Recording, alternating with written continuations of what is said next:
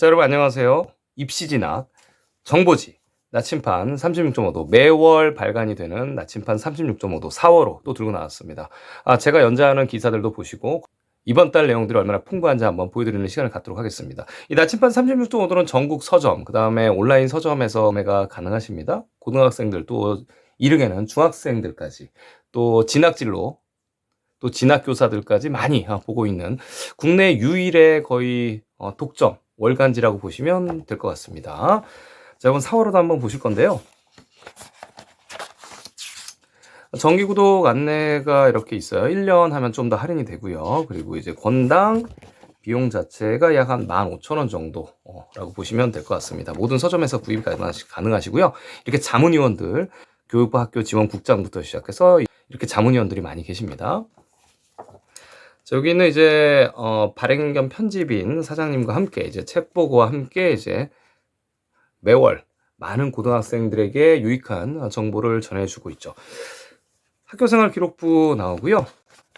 그리고 이렇게 대학교 논술, 정시, 세제 준비 과정들 자 이렇게 나오고, 자 이번 달에는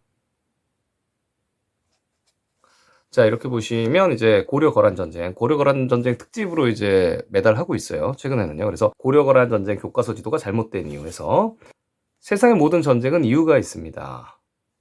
교과서에 있는 대로 당시 고려의 국경이 한반도 남쪽이라면 이 거란이 카자흐스탄까지 가는 거란이 이 산악 지역인 한반도를 그렇게 수십 년 동안 공격할 이유가 없습니다.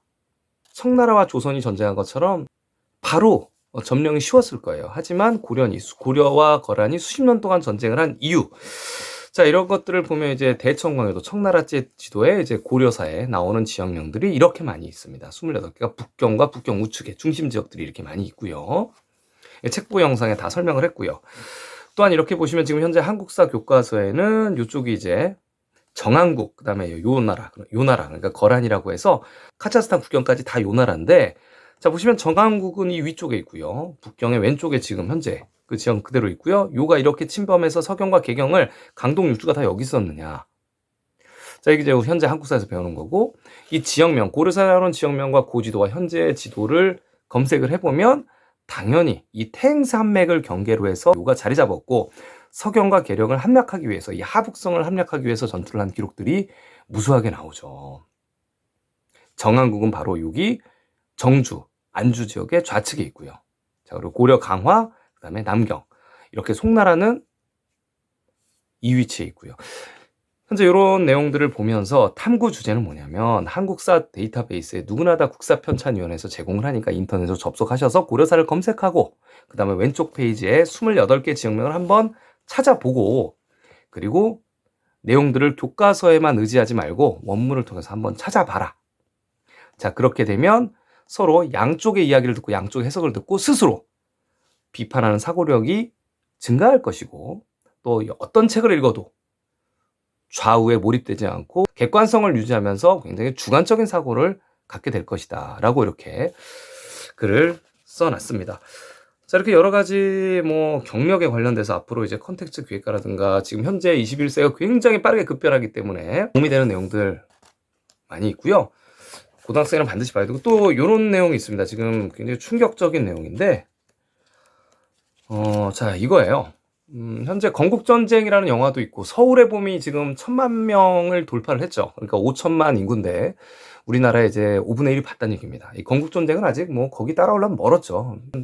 거의 안 본다고 보시면 될 것 같고, 이 지금 건국전쟁 말하지 않는 진짜 빌런 이승만 해가지고 이런 도발적인 내용들을 실어 놓으셨어요. 고등학생들이 보는데. 자, 그래서 이 건국전쟁이 말하지 않은 빌런 이승만에서 여기 보시면 민간 학살한 것부터 시작해서 굉장히 많이 학살한 내용들을 많이 담아 놓으셨어요. 기본적으로. 이렇게 보시면. 그리고 이제 이승만은 쫓겨나갔죠. 한국에서. 자, 인류 역사상 최악의 지도자, 공산주의 킬링필드 번가는 이승만. 이렇게 실어 놓으셨습니다. 자, 여러분 이렇게 얘기를 하고 싶습니다. 지금 현재 이승만이 국민을 학살한 거는 6.25 전쟁이 벌어지기 전에 벌써 4.3 사건, 제주도에서부터 학살 사건이 일어났었죠. 그리고 이승만은 13년을 독재한 사람이고 맨 마지막에는 여러분 시민들을 학살하다가 쫓겨나가서 해외에서 죽은 사람이죠. 어떤 분들이 그렇게 얘기를 합니다. 이제 공과 과가 있다. 공과 과가 있다고 얘기를 하는데 사실 이승만이 없었으면 한반도는 어떻게 됐을까 한번 고민을 해보는 시간을 가지시면 좋을 것 같고요. 이 공과 과는 히틀러한테도 있습니다, 여러분. 히틀러 때문에 2차 세계대전이 발발을 했고요. 그로 인해서 과학이 무지하게 발달을 했어요. 그렇죠, 여러분? 자, 모택동도 마찬가지죠. 다 공과 과가 있습니다, 여러분. 자, 하지만 이제 어떻게 우리는 평가를 해야 될까? 지금 현재 건국의 아버지로 칭송하는 부류, 그 다음에 이승만은 독재자다라고 비평을 하는 부류, 이렇게 두 분류로 나눠지죠, 여러분. 저는 이렇게 생각을 합니다. 역사를 바라볼 때도 마찬가지고, 자, 이 역사관이 바로 잡히기를 원하는데, 여러분. 전한길과 지금 현재 황현필이 싸우고 있죠. 여러분 다 아시다시피. 황현필은 이승만을 비판을 하고 있고, 전한길은 이승만을 옹호하지도 비판하지도 않은 약간 그 중간에 있으면서 황현필을 또 비판하고 있어요. 그리고 또 많은 사람들이 또 황현필을 비판하는 세력도 있는데 여러분 항상 본질을 보셔야 됩니다. 본질은 뭐냐면 과연 이 지도자를 지지하느냐 아니면 이 지도자가 또 이와 같은 비슷한 지도자가 또 나오기를 원하느냐. 당시에는 이 지도자가 나왔지만 지금은 안 되느냐. 이걸 한번 곰곰이 한번 생각해 볼 필요가 있다고 봅니다. 여러분. 민주주의 국가에서 서로 국민들이 주인인데 그 약속을 어기고 13년을 통치를 한다. 독재다. 또 박정희는 18년을 독재를 했죠. 법을 고쳐가면서 부정선거를 하면서 자 이게 과연 올바른 건가 한번 생각을 해봐야 되고요. 이승만이 없었으면 뭐 김구가 지도자가 됐을까요? 아니면 또 미국이 옹호하는 다른 지도자가 대통령이 됐을까요? 생각을 해보셔야 되고 두 번째는 유교가 발발하기 전에 학살이 있었느냐 없었느냐 또 생각을 해보셔야 됩니다. 자 이승만을 비판하는 세력들 자 그러면 이승만처럼 이런 지도자가 다시 나오면 안 되겠다. 이렇게 생각을 하고 있겠죠. 아니면 이승만을 옹호하는 사람들. 본질이 그건데 나는 이승만이 너무 위대한 건국의 아버지라고 생각한다라고 하는 사람들을 잘 보시면 지금 현재 드러내고 얘기는 별로 안 하고 황현필의 어떤 발언에 대해서 황현필은 잘못했다. 이렇게 격가지를 치고 있는 사람들이 굉장히 많습니다. 본질을 벗어나서 우회하는 사람들이죠. 그 사람들의 내면에는 이승만이 굉장히 건국의 아버지로 훌륭한 지도자라고 생각하는 사람들이에요. 그러니까 본질적인 걸 봐야 되죠. 제가 기본적으로 어떤 사람들한테 하는 행동이나 말을 보시면 안 되고 제가 하는 영상의 메시지가 뭐냐 이걸 공격을 하셔야 되는 거죠. 자, 그 사람들이 황현필을 비난하는 이유는 건국의 아버지를 칭송하기 때문이죠. 이승만을 칭송하기 때문이고 황현필류가 이승만을 욕하는 경우는 독재자고 학살자고 민주주의의 룰을 위반했다 이런 내용입니다. 자, 지금 현재 우리나라에 이제 당이 두 개가 있는데 선거철이죠. 두 개가 있는데 과연 이승만 같은 지도자가 나올 것이냐 또 나오면 좋겠느냐 이런 현실의 그 인간 본질 욕심에 따라서 아니면 이 국제 정세에 따라서 계엄을 통해서 독재를 하는 지도자가 나와도 되는 것인가 거기에 대해서 이 시대적 흐름이나 환경에 따라서 면죄부를 주고 그 악행에 따라서 그 약속을 어긴 거에 대해서 면죄부를 주고 과연 인정을 하는 사회 분위기가 만들어지는 것이 옳은 것인가 아니면 실제로 국민이 주인인 민주주의 국가에답게 서로 약속된 절차에 따라서 국가를 운영하는 게 맞는 것인가 한번 생각을 해볼 필요가 있을 것 같고요. 다 누구든 공과 과는 있습니다.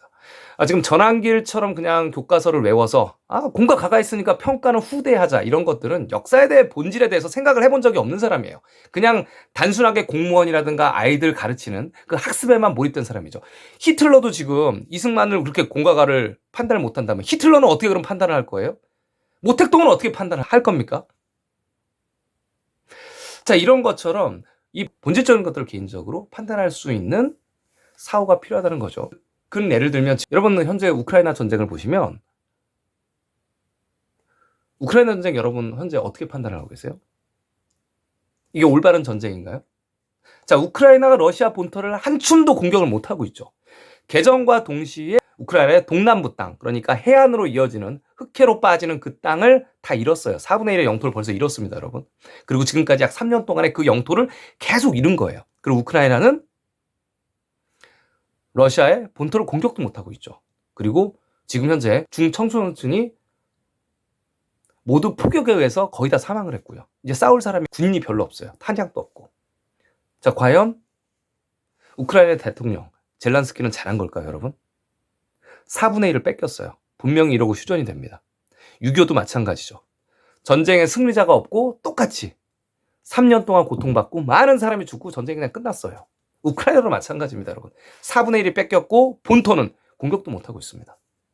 이 3자 입장에서 저희가 봤을 때 국민들은 거의 다 죽어나가고 국토는 다 망하고 이 전쟁이 과연 젤란스키가 할 수 있는 최선의 방법이었나 한번 여러분 생각해 보시면 될 것 같습니다. 공과 과를 따진다? 러시아로부터 영토를 지켰다? 이렇게 생각하시면 지금 현재 굉장히 곤란하죠. 4분의 1을 뺏겼어요. 안 뺏겨도 될 땅, 그리고 수많은 죽음에 대한 책임이 있는 거죠. 젤란스키는. 마찬가지로 이렇게도 생각해 볼 수 있습니다. 쉽게 생각해 보시면 내가 만약에 이승만이라든가 혹은 박정희나 어느 한쪽 면을 존경을 한다는 얘기는 사람들로부터 녹을 먹었다, 도움을 받았다. 그랬을 때는 아마 존경을 할 수 있을 것 같아요. 들어서 부모가 강간범이고 살인자고 도둑이었다고 쳐보세요. 우리 집이 정말 찢어지게 못 살아가지고 우리 부모가 강간을 하고 살인을 하고 도둑질을 해서 내가 너무나 그 다음부터는 잘 살게 되고 유학을 갔다 오고 그 돈으로 인해서 유명해지고 정치인이 됐다고 생각을 한번 해보세요. 여러분이 정말 남이 못 누리는 걸 다 누렸다고 생각을 해보세요. 그러면 우리 부모를 욕할 수 있을까요? 여러분? 강간범이고 도둑질이고 정말 나쁜 사람을 대놓고 그렇게 욕을 할 수 있겠냐고요. 거기에 대해서 혜택을 받았잖아요. 그리고 그 시절에 그분들이 그렇게 행동을 안 했으면 나는 굶어 죽었을 텐데. 과연 어떻게 평가를 할 거냐. 이거는 시대를 살아오면서 그 사람들 주변에서 내가 과연 어떠한 녹을 먹고 어떠한 혜택을 누렸냐에 따라서 판단이 달라지는 게 인간의 본성이고 성품이라고 생각합니다. 여러분 지금 이승만을 옹호하는, 그러니까 이 민주주의에서 독재를 옹호하고 살인을 옹호하는 세력들은 많은 도움을 받았나 보죠. 그죠? 거기서 혜택을 못 받은 대다수 국민들은 다르게도 평가할 수 있다고 봅니다. 자, 평가는 여러분들의 몫이고요. 자, 이걸 어떻게 강요할 수는 없을 것 같아요. 역사를 보는 눈, 역사는 계속 반복이 됩니다, 여러분. 지금 가장 좋은 예가 우크라이나인 것 같아요. 예, 젤란스키를 여러분 어떻게 평가하시는지 한번 댓글 한번 달아주시고요. 러시아가 일방적으로 쳐맞고 있죠. 우크라이나 땅에서만 4분의 1을 뺏겼어요, 국토에. 대부분의 지금 중년층이 다 죽었어요, 군대 가서. 군대는 총싸움이 아니에요. 폭격에 버티는 게 전쟁이에요, 여러분. 우리나라 6.25도 2년간은 휴전선 고지에서 백마고지부터 시작해서 다 폭격에 사라졌죠. 일반적인 총싸움이 아닙니다, 여러분. 우크라이나도 마찬가지죠. 자, 여러분 어떻게 생각하시는지 한번 궁금하고요. 이런 나침판 36.5도 지금 진학진로 전문지에서 이 교사들과 또 학생들이 보기에 이렇게 도발적인 내용을 실었다는, 예, 진짜 빌런 이승만, 국민을 학살하고 해외로 망명해서 거기서 죽은 대통령을 칭송하는 무리들, 또 우리나라 역사적으로 보면 감옥에 갔다 온 대통령들이 굉장히 많죠. 누군가 한번 곰곰이 한번 생각해 보시고, 자, 과연 어떻게 평가를 해야 되는지 여러분 한번 곰곰이 한번 생각해 보시는 시간 가지시고, 이 역사의 지도자는 반복이 됩니다, 여러분. 국민의 의식에 따라서 반복이 됩니다. 제주 4.3 사건, 그다음에 국민 방위군 사건, 추운데 다 얼어준 사건, 보도연맹 사건, 뭐 실제로 나쁜 사람도 많았겠죠. 하지만 억울하게 죽은 사람도 굉장히 많았겠죠. 한번 여러 가지 이승만의 살상에 대해서 알아보시고 이 법규례를 어겨가면서 어떤 행동을 했나, 공과 가는 무엇인가 한번 생각해보는 시간을 가졌으면 좋겠습니다. 자, 여러분 나침반 36도 모도 굉장히 대범한 기사를 실었고요. 여러분 총선에서 한번 어떤 지도자가 나와야 되는지, 우리 동네에 어떤 지도자가 나와야 되는지, 우리 대한민국의 미래는 어디로 가는지 한번 생각해보는 시간 가졌으면 좋겠습니다. 책 보겠습니다.